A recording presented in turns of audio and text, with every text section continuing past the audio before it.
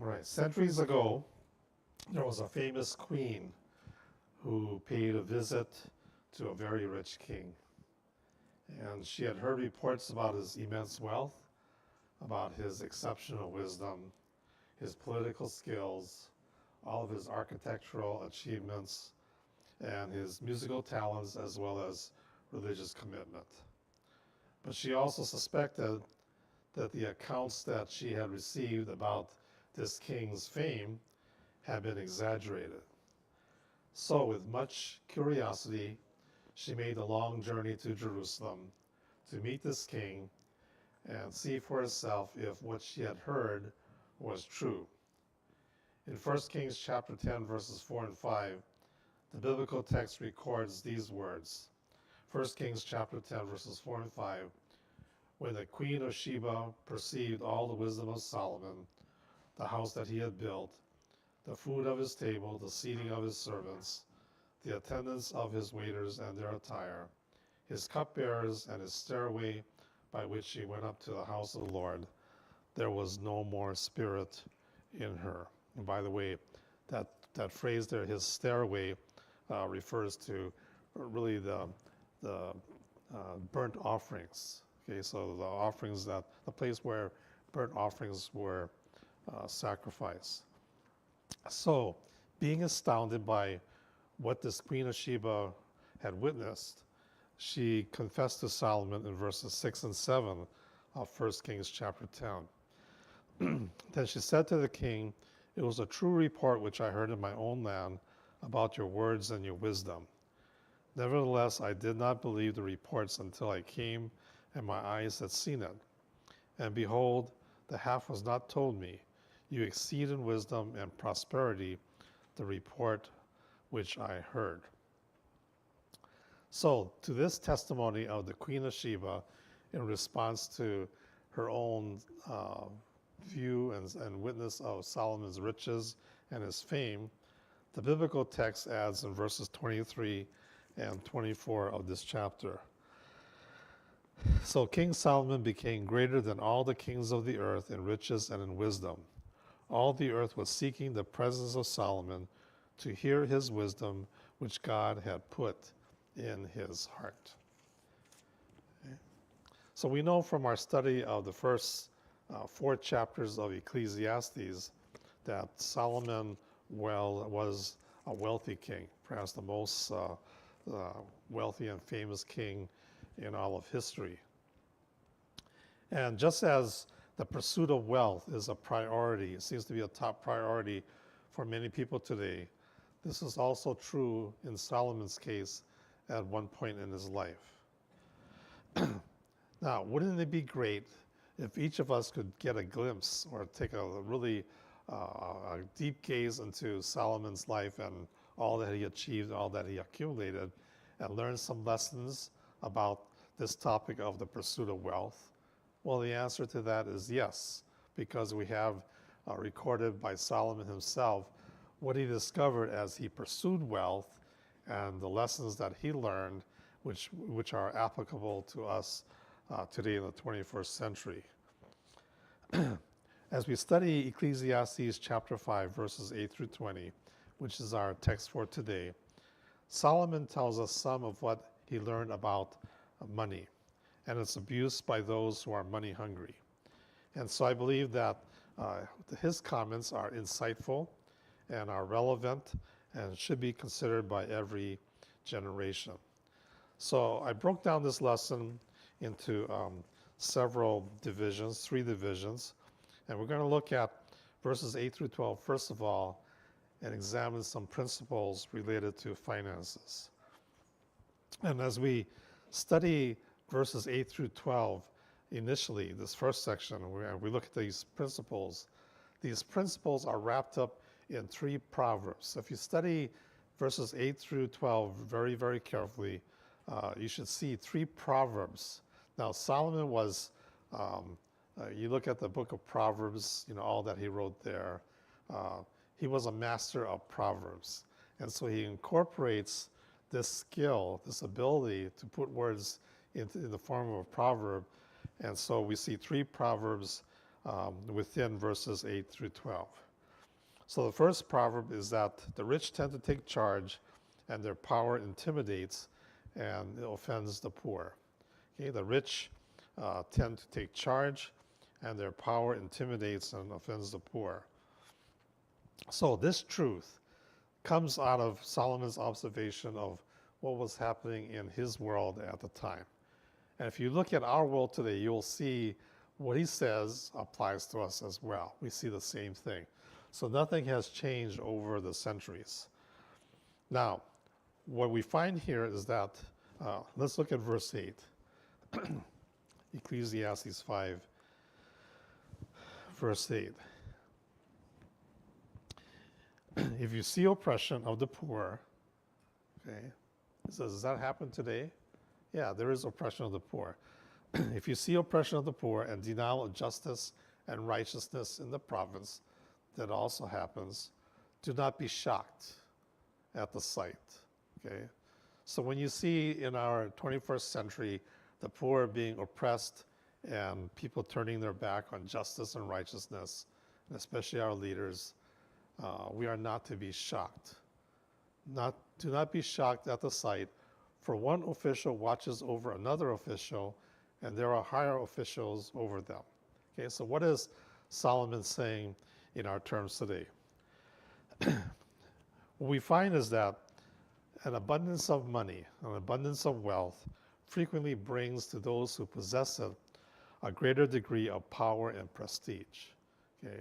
The more wealth a person has, the more powerful they feel, many times because of what other people, how they respond to a person who has much wealth, they increase in prestige. So what happens? This often leads to their gaining control of more land, more wealth, and more businesses or enterprises. So we find that many times wealth will even help place individuals in political offices where they can establish laws that favor their own economic advancement. Okay, and we know that happens today. Okay, so what Solomon is saying is nothing new. Okay, so you have the wealthy becoming more and more wealthy, and they even get into political positions. They pass laws that will enhance their wealth even more and enhance their power and their prestige even more. So if we have to summarize what happens, what Solomon's saying here, the rich get richer and the poor get poorer. Okay, that's if you have to use one phrase that summarizes verse 8, the rich get richer and the poor get poorer. So what we find is that as the divide between the rich and the poor becomes greater, it's harder for the poor to gain an audience with the rich. In fact, well-to-do frequently set up a hierarchy of officials that makes it virtually impossible for the down and out, for the poor people to get any fair treatment. Okay, so that's what he's saying here when he says, for one official watches over another official, and there are higher officials over them. So you have this major clique, I guess you could call it, okay, where this you have officials and they're looking out for each other's back, and they're making sure that nothing is going to be done, no laws are going to be passed that will hurt them, whether it's relative to finances or to prestige or their power. So what's the end result of all of this? You have more corruption. You have corruption of justice and the oppression of the poor. Okay, so if you see this happening, you hear reports of the rich getting richer and the poor getting poorer, and the rich are just doing things that will enhance their own goals and priorities. Don't be shocked over this. This is going to continue to happen. Okay, sounds gloomy, doesn't it? Isn't it? Sounds gloomy. But remember, God is going to have the final say. There's coming a day when God is going to even out everything. Okay, and so everyone is going to be accountable to the Lord. So the question that people raise when you look at this verse is that, well, should we do away with leadership? Is there any value in leadership? Should leadership be abolished and money be equally distributed? There's been a push about saying everybody should be equal, right? So the rich should be giving more, and then everybody should have the same wealth. So there's no class of poor versus rich anymore. No, that's not what this verse is saying. What this passage does suggest is that the rich, especially those who are civic leaders, should use their wealth and power compassionately and not oppressively. Okay? So if you are ever interested in running for public office, all right, and you seek to become wealthy and become well-known and rise in prestige, remember, your position is not to oppress the poor and to get as far ahead as you possibly can, but to serve everyone compassionately and not oppressively. Okay? King Solomon says as much when he writes in verse 9. Look at verse 9 with me. After all, a king who cultivates the field is an advantage to the land. Okay? A king who cultivates the field is an advantage to the land. So a king who wisely uses his resources, his wealth, his power, his authority to help those who are less fortunate, he wins and the people win. Okay? And more importantly, in God's sight, he is approved. Okay? So, anybody disagree with what Solomon's writing here? We see this happening. I read this and thought to myself, wow, he had the same kind of problems back in his time. Okay, you think that sometimes Old Testament studies and how people lived in Israel and maybe their system of government and ruling was different, but they had the same problems. And Solomon observed this. Okay, the rich get richer, the poor get poorer. The rich take care of themselves. They abuse their power, they abuse their wealth, and they oppress the poor. And what he says here, a king who uses what he has and uses his authority wisely for the sake of the people, for those who have a lot less, will come out ahead. Everyone's going to benefit from that. So that's the first proverb that surfaces from verse 8. The rich tend to take charge, and their power intimidates and offends the poor. Okay? The second proverb that Solomon brings out here is that greed and materialism have no built-in safeguards or satisfying limits. Okay? Greed and materialism have no built-in safeguards or satisfying limits. And I think that all of us will be able to agree with this. I believe that Solomon probably was the one king who had the most opportunities to obtain contentment through the pursuit and achievement of affluence than anyone else who ever lived. And yet he concluded that the love of money, the love of possessions, or both will never satisfy. Look at chapter 5, verse 10. Chapter 5, verse 10. He who loves money will not be satisfied with money, nor he who loves abundance with his income. This too is vanity. This too is vanity. And so Solomon is saying here that if you have done well in your life and you've been successful in your profession and you have a lot of wealth, you're an evil person. Is he saying that? If you've had a successful career and you own 2-3 houses, 2-3 cars, a boat, you can travel all the time, you are an evil person. No, that's not what he's saying here. But people will take a verse like out of here and will say that, the more wealth you have, the more evil you are. Okay. This verse is not an attack on those who possess riches. Okay, so don't feel guilty if you have accumulated a lot as far as your life is concerned. It's not an attack on those who possess riches. Rather, this passage is a direct assault on the money-hungry who greedily strive for more. Okay, you have plenty, and yet you want more and more and more. So your priorities have shifted from using your wealth to in your service for the Lord or in helping others, to your priority has shifted to working harder, spending more time in the pursuit of more and more wealth. I use an example. Someone asked a billionaire once, what will it take for you to be happy and content? And the billionaire said, just a little more. Okay. And see, that's the attitude that we are not to have. So there are people, we know people like this. I've known people like this who will never have enough and therefore will always be dissatisfied.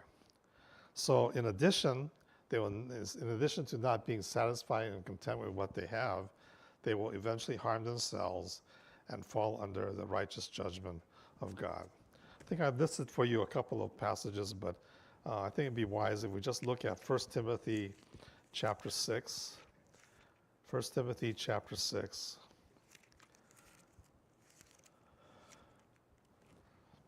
First Timothy chapter 6, verses 9 and 10. Paul writes these words to Timothy, but it's for our admonition as well. 1 Timothy chapter 6, verses 9 and 10. But those who want to get rich fall into temptation and a snare, and many foolish and harmful desires, which plunge men into ruin and destruction. For the love of money is the root of all sorts of evil, and some by longing for it have wandered away from the faith and pierced themselves with many griefs. Okay, so he's not saying for money is the root of all sorts of evil. Many people will look at this and they'll forget to use the word the love of money. The love of money results in harmful outcomes. If you turn to James chapter 5. James chapter 5, verses 1 through 6. James speaks about misusing and have the wrong priority concerning riches. James chapter 5, beginning with verse 1. Come now, you rich, weep and howl for your miseries which are coming upon you. Your riches have rotted, and your garments have become moth-eaten. Your gold and your silver have rusted, and their rust will be a witness against you, and will consume your flesh like fire. It is in the last days that you have stored up your treasure. Behold, the pay of the laborers who mowed your fields, and which has been withheld by you, cries out against you, and the outcry of those who did the harvesting has reached the ears of the Lord of Sabaoth. You have lived luxuriously on the earth, and led a life of wanton pleasure. You have fattened your hearts in the day of slaughter. You have condemned and put to death the righteous man. He does not resist you. Okay, so again, it's a scathing statement that the Apostle James writes concerning riches. And you can also look at what the Lord Jesus Christ said about this attitude, the wrong attitude of riches, in Luke chapter 12 and chapter 16. Okay, so that's the second proverb found in verse 10. Greed and materialism have no built-in safeguards or satisfying limits. Third proverb found in verse 11. With increased money and possessions comes more people and more worries. Okay? With increased money and possessions comes more people and more worries. Now, what Solomon does here in verse 11 is he makes two observations. And the first observation is found in verse 11, and he says this: when good things increase, those who consume them increase. So what is the advantage to their owners except to look on? Okay, what is he saying here? When good things increase, those who consume them increase. You have any day-to-day, current examples of this? You ever hear about people who win the lottery and all of a sudden they have relatives they never heard of before? Okay. Or lawyers will come and say, hey, we can have tax advisors, we can help you. Friends they never knew about, they come and they want some help. Okay, that's exactly what Solomon is saying here. When good things increase, those who consume them increase. And as individuals grow wealthier, they usually find themselves surrounded by others who try to draw from their riches. Another way of describing this, and I think it's in your notes, when man's possessions increase, it seems there is a corresponding increase in the number of parasites who live off of him. Management consultants, tax advisors accountants, lawyers, and sponging relatives. Okay, so what is the result of this? More money also brings more anxiety. Okay, questions arise in the minds of the rich that were not quite as troubling when there was less money to manage. You ever talk to people who are wealthy? In the past, in my work, I used to meet with individuals who had all the wealth in the world, all that they needed, more than they needed, but they were the unhappiest people. And I said, "What do you worry most about, your wealth?" I said, "Well, I worry about," and this person would have businesses. "I worry about if someone is robbing me blind when I'm not there. Okay, they're taking money from the till. I wonder if business will continue at this level, or am I eventually going to have to lay off people and close some of the businesses and lose some of the wealth that I have." Okay, and they stay up late at night worrying about those things. Okay, that's what Solomon is talking about. The more wealth you have, the more worries come upon you. Okay, if you have nothing in your name, then there's nothing to worry about, right? If you have a lot in your name, there's a lot to worry about. And so a person who is wealthy may worry about future financial deals, whether they're going to come through or fall through. Employees who are earning their keep or stealing from the till, as I mentioned. And these are things that plague the wealthy.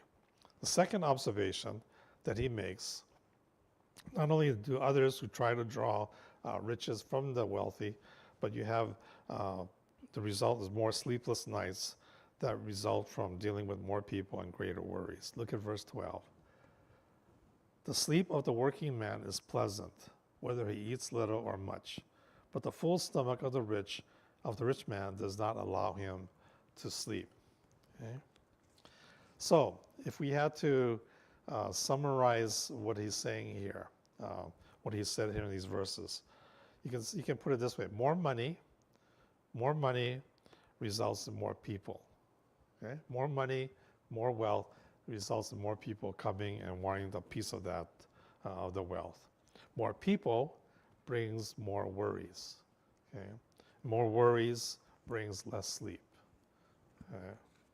So more money, more people, more worries, more worries, less sleep. Okay? So from the outside, I think all of us have known people who, on the outside, it seems like they have a life, they're living a life of delight because they have all the money that they can spend in a carefree manner. But on the inside, what we find is that for the wealthy, they may not admit it. They have a lot of frustration, a lot of discontentment, anxiety, and loneliness. Okay, let me stop here and ask, do you have any comments or insights or thoughts about what I just mentioned? We see this all around us today. You see this all around us today. So it's not a surprise. This happened in Solomon's time centuries ago, and we see the same things happening. Any thoughts? Okay. Let's move on to verses 13 to 17. Solomon moves from principles related to finances in verses 8 to 12 through some evils to remember, verses 13 to 17. Okay? And in these verses, he reminds us of two evils that riches can bring. And again, remember that Solomon is not condemning he's not condemning wealth itself. Okay? He's not condemning wealth itself, but he's condemning the relentless pursuit of wealth.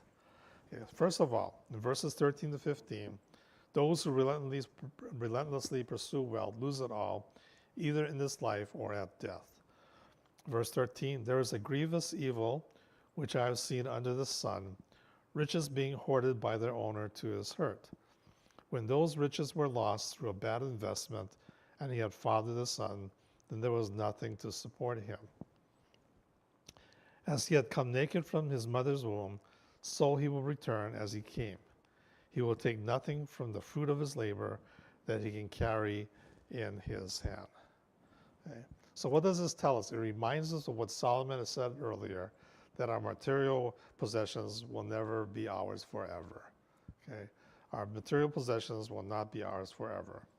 So it doesn't matter how tightly you try to hang on to them. We will either lose them in this life. Okay, we will sometimes through our own poor decisions, other times because of circumstances beyond our control. But we will either lose them during this life or we will leave them behind when we pass on. There are no other alternatives. Okay, you agree with this? Okay, you agree with this? Yeah, you have everything, and like Solomon said, you don't know what's going to happen after you leave this earth. You may have beneficiaries who inherit all that you have, but there's no guarantee they're going to use that wealth that you've left to them in a wise manner. Okay, they might go out and squander everything that you've done. So it goes back to what Solomon has said before.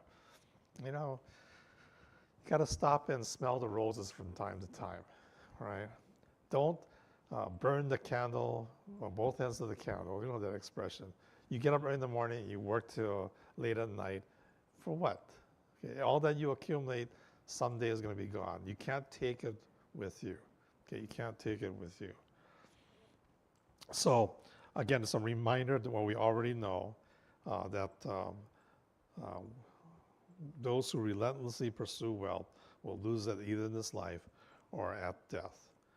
Secondly, those who relentlessly pursue wealth often die a lonely death. Look at verses 16 and 17. This also is a grievous evil. Exactly as a man is born, thus will he die. So what is the advantage to him who toils for the wind? Okay. So those who pursue wealth soon discover that money cannot buy happiness, contentment, or peace.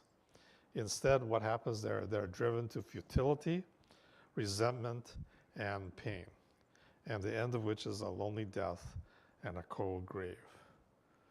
Okay.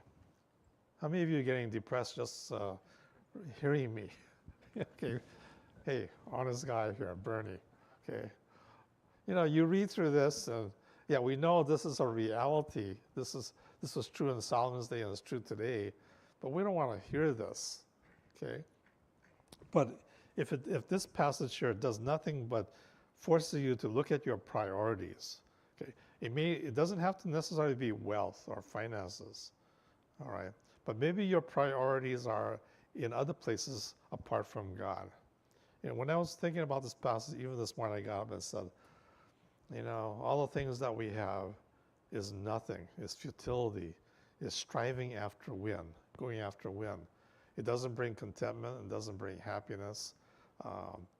Our primary goal should be to serve the Lord, to love Him, to worship Him, to give Him our best, to use every moment that we have in service to Him, not waste any time. And I was reminded, Paul, you've wasted a lot of time in your life, okay?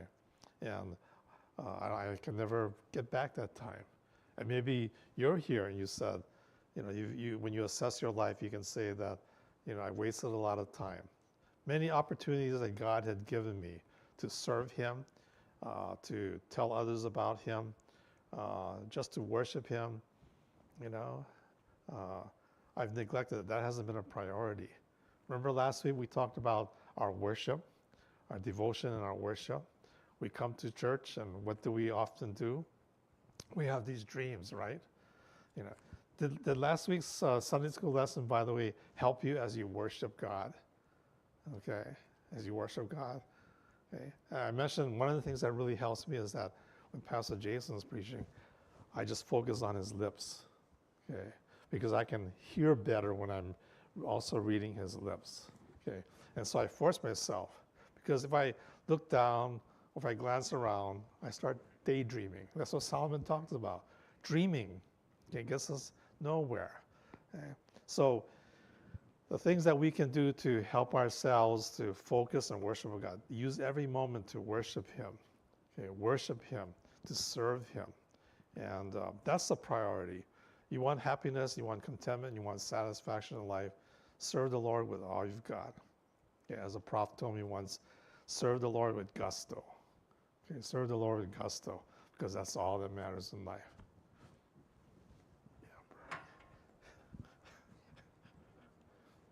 Yeah. Okay. Testing. You know, as you talk about that, um, I can't help but think we cannot take it with us. Yeah, that's true. I was just wondering, when we miss opportunities to serve Him or do good with the wealth that we do have, when we miss those opportunities, how will we be judged on that? Are there consequences to be had in this life and then in the next life when we're standing before Him and we're going to be judged on it? I mean, you know, because all of our actions get judged. But when we miss an opportunity, you know, He presents something to us and then we ignore it, we turn around and we kind of continue to pursue our own happiness and stuff. It seems like it'd be logical that we would be judged for that. So. Okay. Cal, you want to answer that question? Okay, and I'll give you my answer to that too. Don't speak yet. I would say if you study the Bema Seat of Christ, what it says is that, you know, without faith it's impossible to please God. For those who come to Him must know that He is, and He is the rewarder of those who diligently seek Him. So the Bema Seat of Christ is us believers before Jesus when we get to heaven. And the rewards are going to be our crowns in heaven. And that's the missed opportunities. If you have not taken the opportunity to serve Christ, then you're going to lose reward, but you're going to gain your salvation, but you're going to lose your rewards. And these are the crowns that we're going to gain as we serve Jesus. Okay. You know, we talk about, I'm not going to claim that I know the mind of God. Okay. Because I don't know how He's going to, and on what basis He evaluates every single thing we've done, especially those missed opportunities. You know, we have rewards. The Bema Seat of Christ is for the administration of rewards. It's not judgment for sin, because sin has already been taken care of at the cross. But we use Bema Seat, we talk about the judgment seat of Christ, that connotes something negative, all right? One thing as I search scriptures, our motives behind what we do or don't do are going to be evaluated, okay?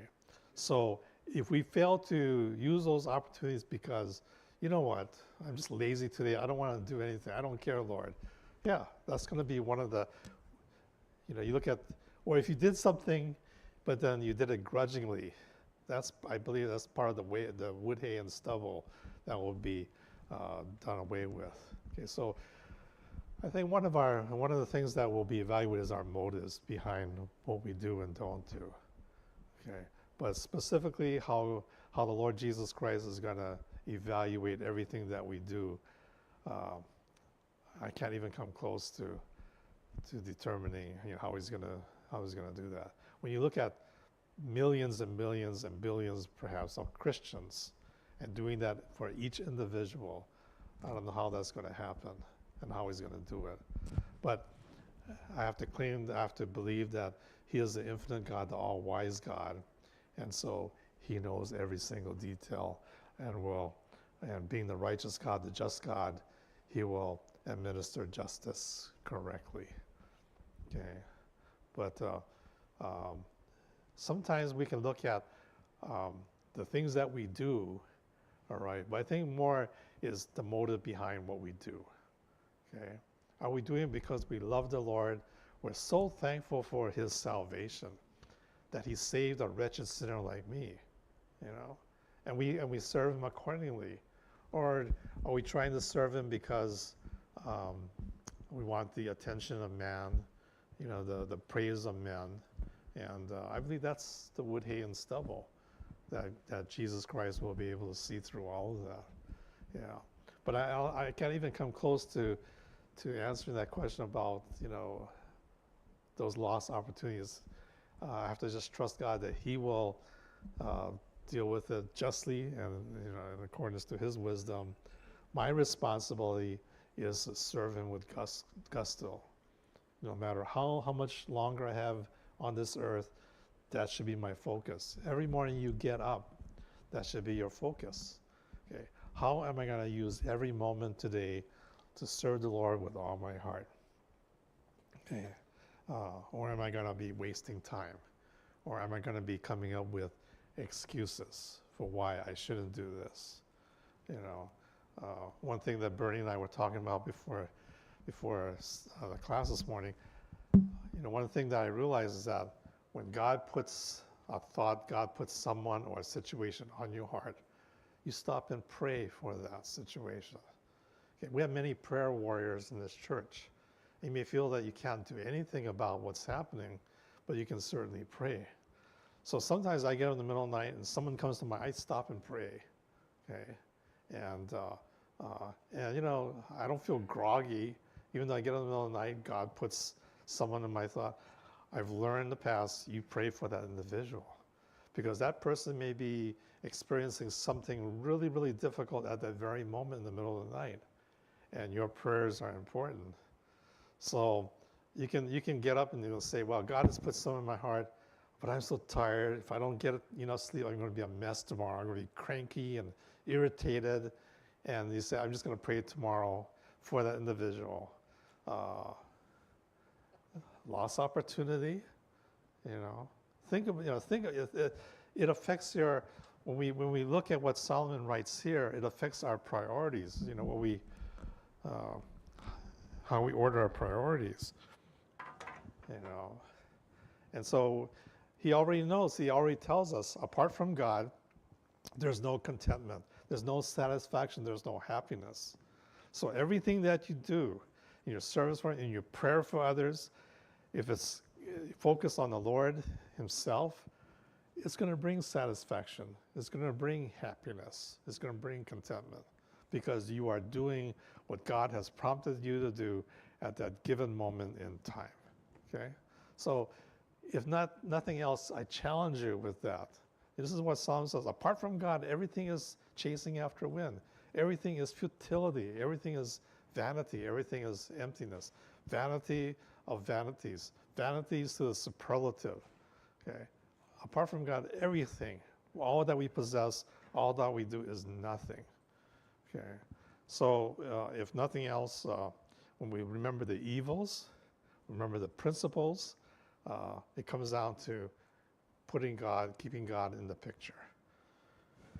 Okay? Thanks for your comments, Cal and Bernie. Okay, let's go to the last division, some good and fitting gifts to claim. And hopefully this is something that we can close on a positive note, verses 18 to 20. In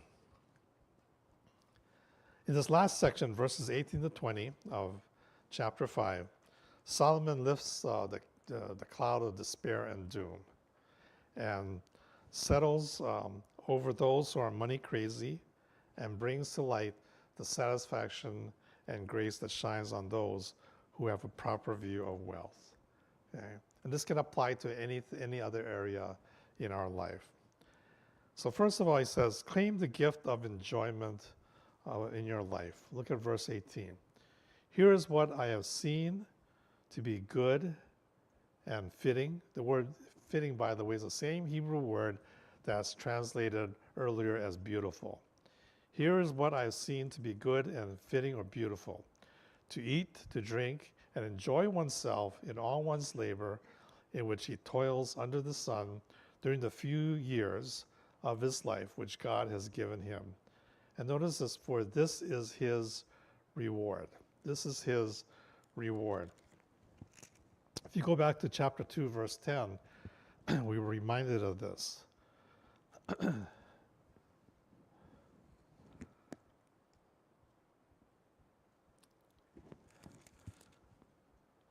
All that my eyes desired, I did not refuse them. I did not withhold my heart from any pleasure, for my heart was pleased because of all my labor, and this was my reward for all my labor. So, in between these, the skepticism that we see in Solomon, he shows us these glimpses of where our reward and where the enjoyment of life really comes from. And then when you go to chapter 2, verse 24, there is nothing better for a man than to eat and drink and tell himself that his labor is good.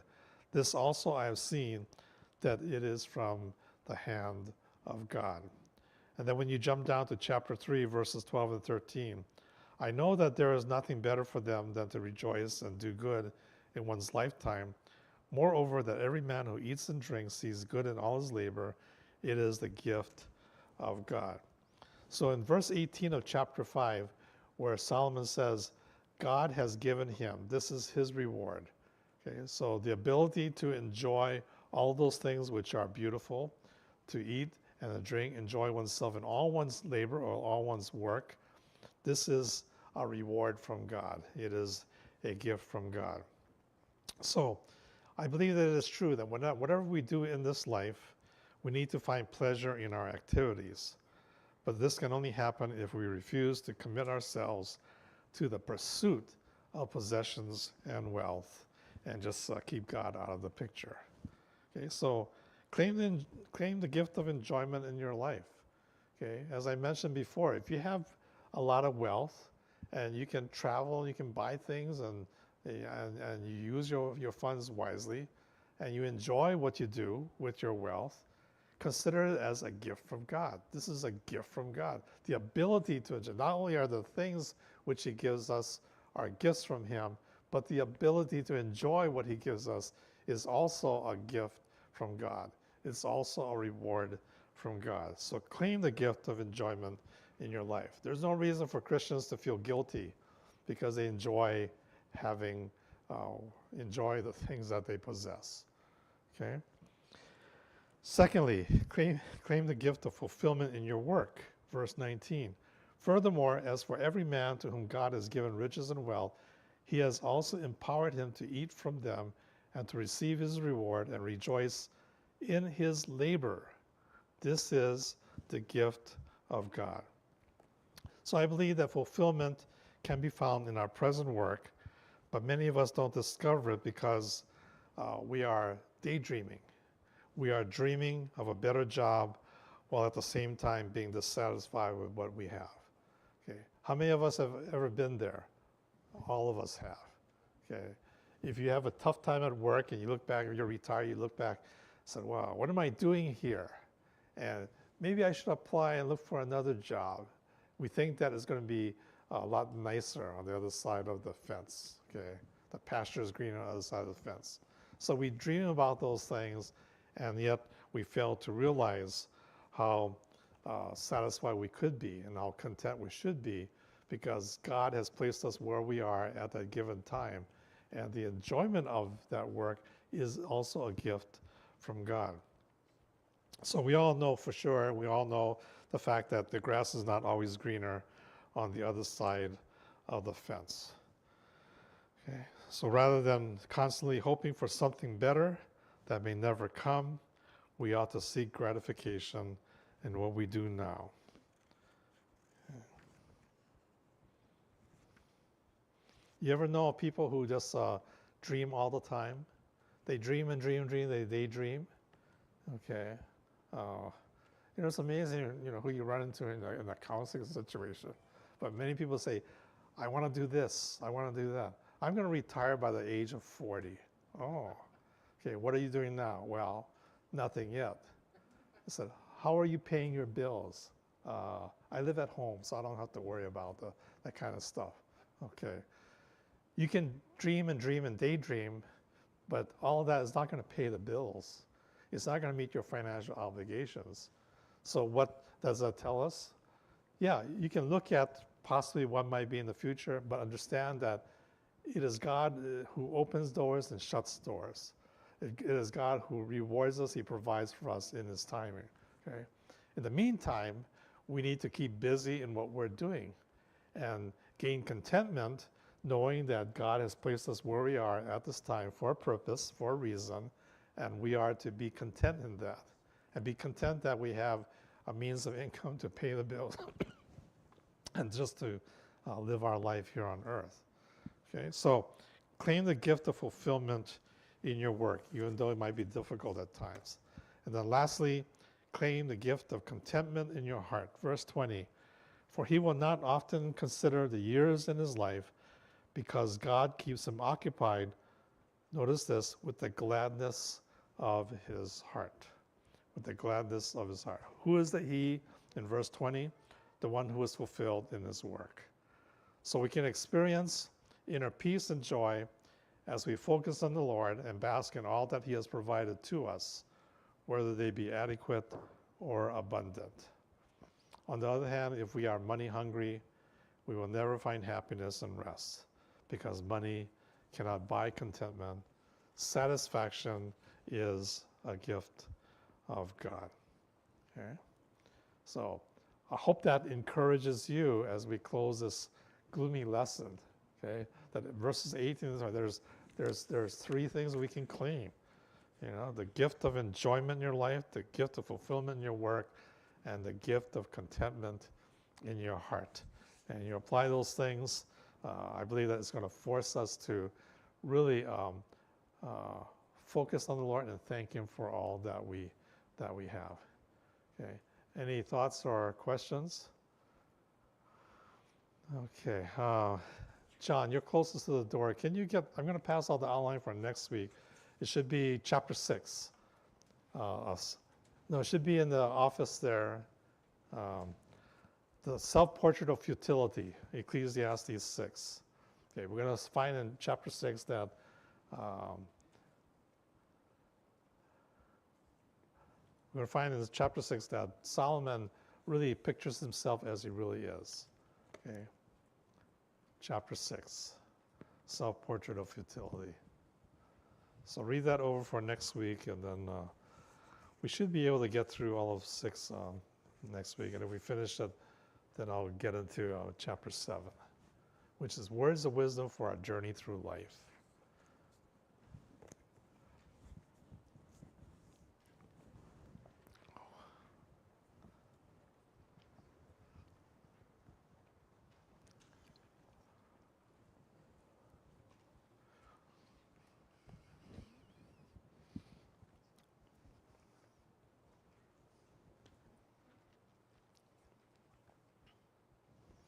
Everyone get a copy? Okay. All right. So read that over for next week as we look at Solomon's self-portrait and what he shares, and what's going to happen is as Solomon paints this self-portrait of himself, he's going to show us how we can apply, or how the self-portrait of Solomon will prompt us to take a good look at our own selves, our own lives. And so we'll cover Ecclesiastes 6 next week. Okay? Let's close with a word of prayer. Thank you, Father, for our time together. And take the words of the counsel you provide through your servant Solomon and burn them into our hearts and lives. Remind us, Father, that a life apart from you is empty, is futility, is vanity. And may all of us examine our hearts to be sure that we have the right priorities in our life. And maybe we ever be thankful for the many gifts that you give to us, including the gift of enjoying all those things you give to us.